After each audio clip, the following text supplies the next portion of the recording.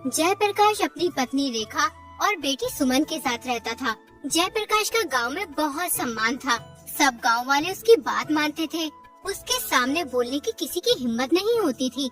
एक दिन रेखा अपनी बेटी सुमन से कहती है, बेटी तू शादी क्यों नहीं करना चाहती है? तेरे पिताजी तेरे लिए कितना परेशान रहते हैं और एक तू है जो शादी करने के लिए तैयार ही नहीं है। आखिर क्या वजह है इसकी? माँ, अगर तुम इतना कह रही हो तो मैं शादी कर लूंगी, लेकिन मेरी एक शर्त है। मैं शादी उसी लड़के से करूंगी जो मेरी हर बात मानेगा। अगर ऐसा कोई लड़का है तो मैं उससे खुशी खुशी शादी कर लूंगी। अब ऐसा लड़का मैं कहाँ से ढूंढ कर लाऊं तेरे लिए? मेरी बेटी, एक बात हमेशा ध्यान रखना, पत्नी को पति की हर बात माननी चाहिए। और एक तू है, उल्टा रिवाज चला रही है। कोई सुनेगा तो क्या कहेगा कि पत्नी पति पर हुक्म साधती है और पति चुपचाप उसकी बात मान लेता है। देखो माँ, अगर तुम मेरी शर्त नहीं मानोगी तो मैं कभी शादी नहीं करूँगी, चाहे कुछ भी हो जाए। किसी तरह ये बात गांव के जमींदार के आलसी बेटे के कानों तक पहुंच गई। ये बात सुनकर उसे बड़ा आश्चर्य हुआ। उसने सोचा, ये कैसी अजीब शर्त है? मैं इस लड़की का घमंड चकनाचूर कर दूंगा। मैं भी आज कसम खाता हूँ, इसी लड़की से शादी करूंगा और कभी इसकी बात नहीं मानूंगा, चाहे जो भी हो जाए। अगले ही दिन कमलेश अपनी माता के पास गया और कहने लगा, माँ, मैं जयप्रकाश की बेटी सुमन से शादी करना चाहता हूँ। क्या हो गया है बेटा तुझे? क्यों मजाक करता है? कल तक तो तू शादी के नाम से मुंह बनाता था और आज एकदम शादी का ख्याल तेरे दिमाग में कहाँ से आ गया? चल मान ले, अगर हम तेरी शादी कर भी दे तो तू अभी कुछ करता धरता भी तो नहीं है। बीवी बच्चों का गुजारा कैसे करेगा? हम तेरा कब तक साथ दे सकते हैं? कभी न कभी तुझे कोई काम तो करना ही होगा। माँ, मैं अभी कुछ सुनना नहीं चाहता हूँ, मुझे बस शादी करनी है, वो भी जयप्रकाश की बेटी सुमन से। तुम पिताजी से बात करके जयप्रकाश के घर जाओ, उसकी बेटी का हाथ मांगने मेरे लिए। रुक्मणी अपने पति उदय भानु से कहती है, बेटा जवान हो गया है, तुम उसका विवाह कर दो, मुझे भी थोड़ी राहत मिल जाएगी। इतना बड़ा घर है, मुझसे इतना सारा काम नहीं हो पाता है। अरे भाग्यवान, तुम ये क्या कह रही हो? कमलेश तो कुछ करता धरता भी नहीं है, सारा दिन घर में यूं ही पड़ा रहता है। मैंने उससे कितनी बार कहा है कि खेतों पर जाओ, काम करो, मजदूरों के साथ मिलकर थोड़ी मेहनत कर लिया करो, लेकिन वो है कि सुनता ही नहीं। हमारे पास इतनी सारी जमीन है, अगर वो खेती का काम नहीं सीखेगा तो फिर जमीन पर खेती कैसे करेगा? अगर वो चाहता है कि उससे मेहनत नहीं होगी तो मेहनत मत कर, लेकिन खेतों पर जाकर मजदूरों को ही देख लिया करे। मजदूर सही से काम कर रहे हैं या नहीं कर रहे हैं, या समय ही पास कर रहे हैं। अब मैं अकेला कौन कौन सा काम देखूं? तुम सही कहते हो, लेकिन अभी वो नासमझ है। अगर हम इसका विवाह करा देंगे तो ये खुद ही काम करने की सोचेगा और इसका ये आलसीपन दूर हो जाएगा। कहे तो तुम बिल्कुल वैसे सही रही हो। तुम्हारी नजर में कोई लड़की है कमलेश के विवाह के लिए?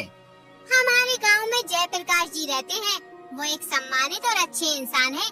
उनकी बेटी सुमन बहुत ही खूबसूरत और सुशील है। अच्छा, तुम जयप्रकाश की बेटी सुमन की बात कर रही हो? अरे जयप्रकाश तो बहुत ही अच्छा इंसान है, गांव के सभी लोग उसकी बहुत इज्जत करते हैं। हम कल ही जयप्रकाश के घर चलेंगे कमलेश के रिश्ते के लिए, तुम तैयारी शुरू कर दो। अगले दिन उदय भानु और उसकी पत्नी जयप्रकाश के घर पहुंच जाते हैं। अरे जमींदार साहब, कैसे आना हुआ? सब खैरियत तो है ना? हाँ जयप्रकाश जी, सब ठीक है। दरअसल हम यहाँ पर तुम्हारी बेटी सुमन का हाथ मांगने आए हैं, अपने बेटे कमलेश के लिए। हमें पता चला है कि सुमन बहुत ही शिक्षित और समझदार है। ये तो बहुत अच्छी बात है, आपने बिल्कुल सही किया जमींदार साहब, इससे हमारी दोस्ती रिश्तेदारी में बदल जाएगी। कुछ ही दिनों में सुमन और कमलेश का विवाह हो जाता है। शादी के 2-4 दिन के बाद कमलेश सुमन से कहता है, तूने अपनी माँ से कहा था ना कि तू उस लड़के से शादी करेगी जो तेरी हर बात मानेगा, लेकिन मैं कभी भी तेरी कोई बात नहीं मानूंगा। अब देखता हूँ तू कैसे मुझसे अपनी बात मनवाती है। कमलेश सुमन को बुरा भला कहने लगा, यहाँ तक कि मारपीट पर भी उतर आया। मैं आपकी पत्नी हूँ और आपसे ये आशा करती हूँ कि आप मुझे पूरा सम्मान दें। हमारे रिश्ते की मजबूती और खुशहाली के लिए बहुत जरूरी है कि आप मेरे प्रति आदर और समझदारी का रवैया अपनाएं। ये न केवल हमारे रिश्ते को बेहतर बनाएगा, बल्कि हमें एक मजबूत और खुशहाल जोड़ी भी बनाएगा। फिर भी अगर आप मेरे साथ मारपीट करना ही चाहते हैं, तो मैं आपको ये अधिकार तब दूंगी जब आप खुद मेहनत करके पैसे कमा कर लाओगे। अभी तो आप अपने पिता के धन पर ऐश कर रहे हो। तुम्हें क्या लगता है मैं पैसे नहीं कमा सकता? तो फिर ठीक है, अब मैं तब तक घर में नहीं घुसूंगा जब तक मैं खूब सारा धन न कमा लाऊं। कमलेश अपनी पत्नी से ये बात गुस्से में कह तो देता है, लेकिन बाद में वो सोचने लगता है, अरे मैंने तो अपनी जिंदगी में कोई काम ही नहीं किया है। ऐसे में मुझे क्या काम मिल सकता है जिसे मैं कर सकता हूँ? एक काम करता हूँ, सुरेश से मालूम करता हूँ। उसने बहुत सी जगह पे काम किया है, वो मुझे कोई ना कोई काम के बारे में जरूर बता देगा।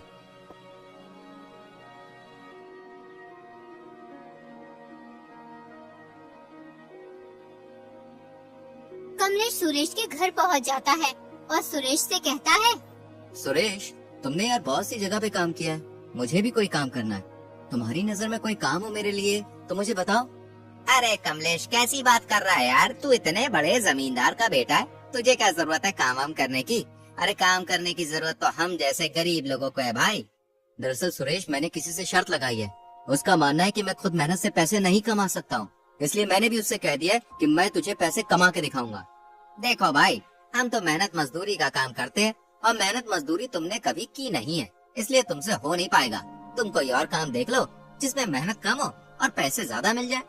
इतना कहकर रमेश चला जाता है। कमलेश को रमेश की बात पर बहुत गुस्सा आता है, लेकिन वो कर भी क्या सकता था, इसलिए चुप रहता है।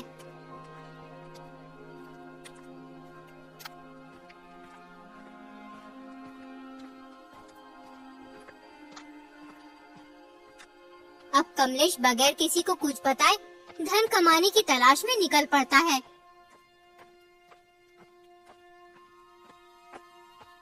वो अपने गांव से करीब 20 किलोमीटर दूर एक अमीर सेठ के पास जाता है।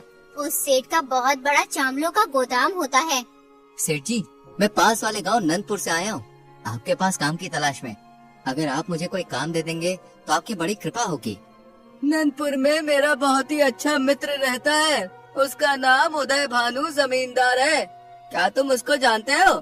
जब कमलेश उदय भानु यानी अपने पिता का नाम सुनता है तो वो घबरा जाता है और सोचने लगता है, कहीं पिताजी को मालूम ना हो जाए कि मैं दूसरे के यहाँ मजदूरी करने आया हूँ। अब मैं क्या करूँ?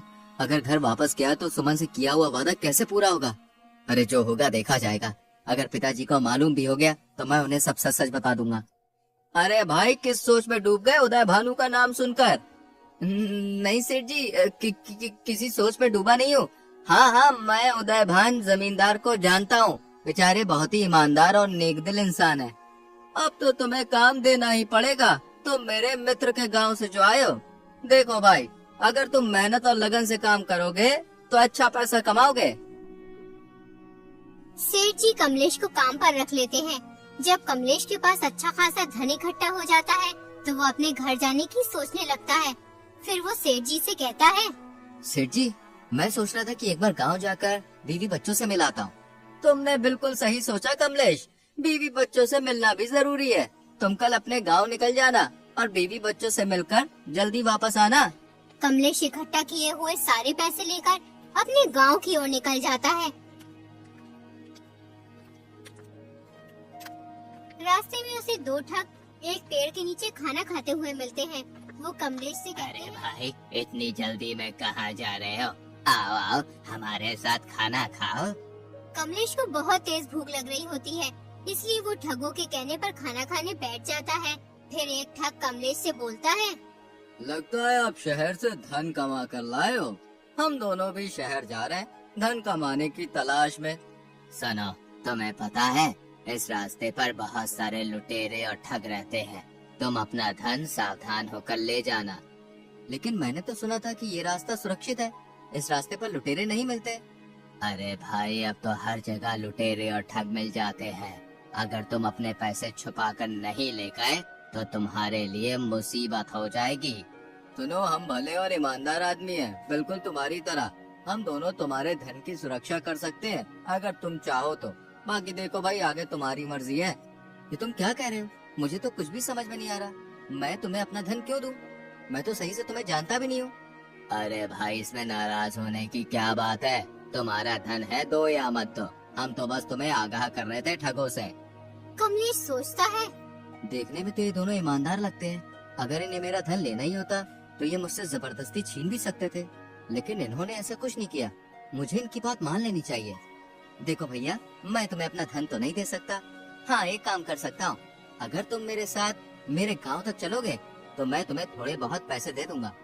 इस तरह मेरे धन की सुरक्षा भी हो जाएगी और तुम दोनों की कमाई भी हो जाएगी। ठीक है, हम कुछ देर बाद चलेंगे, तब तक थोड़ा आराम कर लेते हैं। तीनों पेड़ के नीचे बैठकर आराम करने लगते हैं। कुछ ही देर में कमलेश को नींद आ जाती है। दोनों ठग कमलेश का सारा धन चुरा कर ले जाते हैं। जब कमलेश की आँख खुलती है तो उसे वो दोनों ठग कहीं भी दिखाई नहीं देते। तो वो हड़बड़ाकर अपना धन देखता है तो उसे धन भी नहीं मिलता है। इसलिए कमलेश बहुत परेशान हो जाता है। धीरे धीरे रात होने लगती है। कमलेश को दूर उजाला दिखाई देता है। वहाँ एक बुढ़िया का घर था। कमलेश ने बुढ़िया से कहा, मैं शहर से धन कमा कर लाया था, रास्ते में मुझे 2 आदमियों ने ठग लिया। मैं बहुत थका हुआ हूँ, क्या आप मुझे अपने घर में ठहरने के लिए थोड़ी सी जगह दे सकती? बुढ़िया बहुत ही नेक दिल की औरत थी। उसकी कोई औलाद नहीं थी। उसने कमलेश को अपने घर में रुकने की आज्ञा दे दी। बुढ़िया एक छोटी सी चाय की दुकान चलाती थी, जिससे वो अपना गुजर बसर करती थी। कमलेश ने बुढ़िया की चाय की दुकान पर काम करना शुरू कर दिया। कुछ ही दिनों में बुढ़िया की चाय की दुकान काफी बड़ी हो गई। इससे खुश होकर उसने कमलेश को बहुत सारे पैसे दिए।